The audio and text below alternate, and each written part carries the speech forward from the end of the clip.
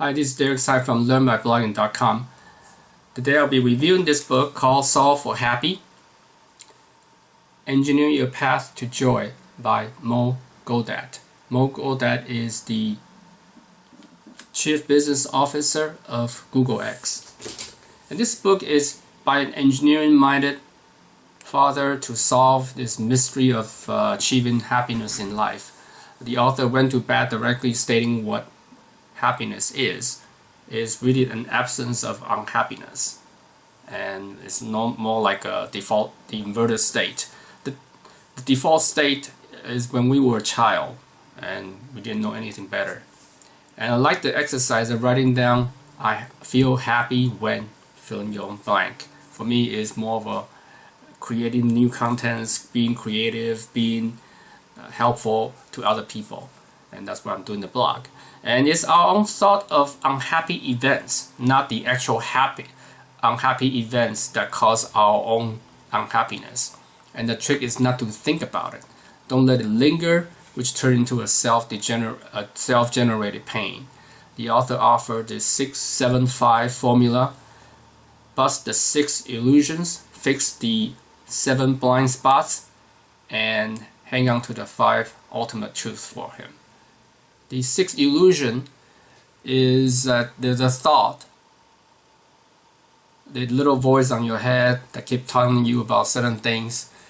The self, you are not really the star of the movie, and don't take yourself too seriously.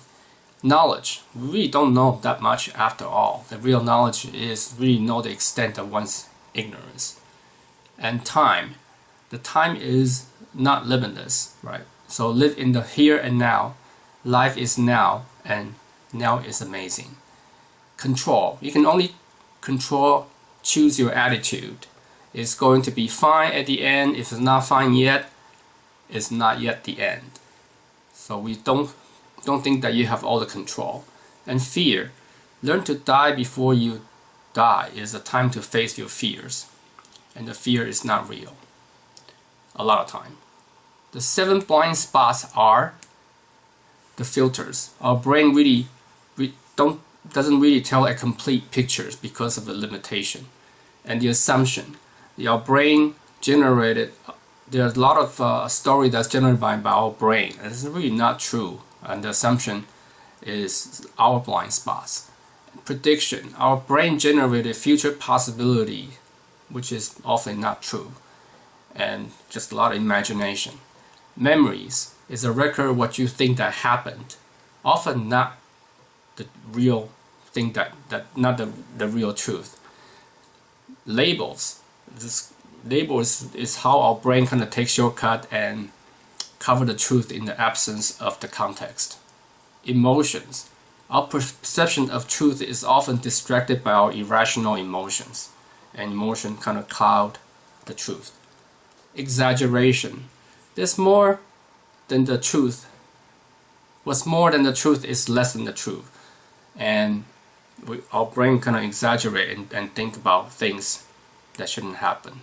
So the 5 ultimate truth is that now being fully aware of the present moment considerably increase our chance of being happy.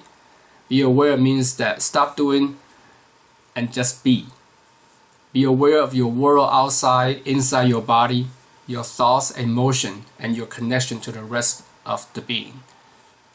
Be aware of the journey where life happens. Don't just keep taking selfies and taking pictures and not enjoying the moment.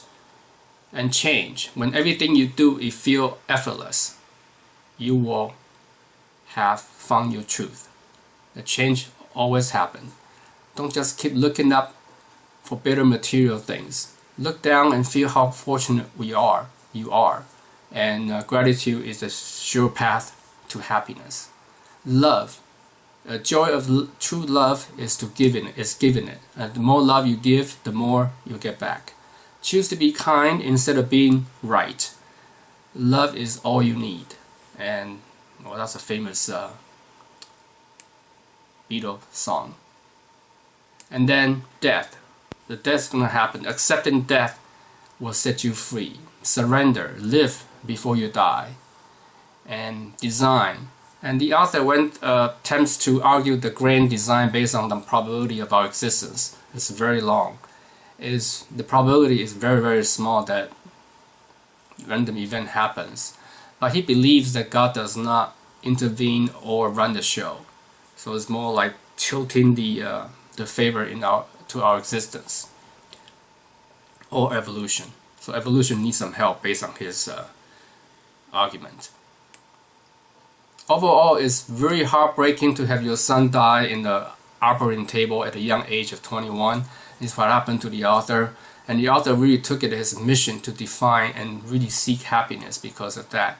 The author really, and at the end, he kind of turned his son Ali into a saint. And the way that he described his son.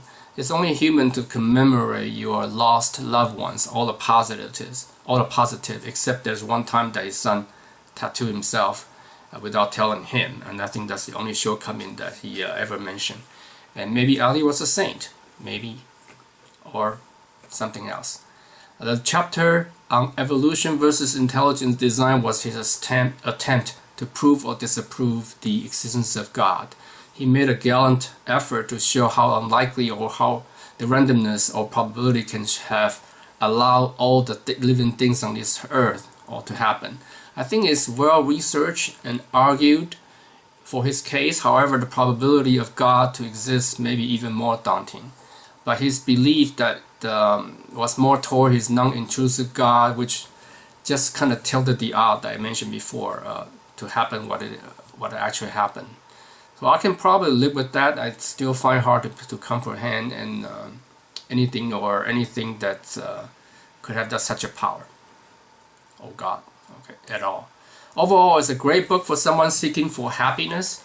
If you are depressed, experiencing personal or family tragedy, or lacking life direction, this may be a good book for you. I highly recommend it. Interesting, is funny sometimes, and sometimes very sad, and that's what makes a good book, right? So anyway, that's all I have. Thanks for watching. I'll see you next time. Bye now.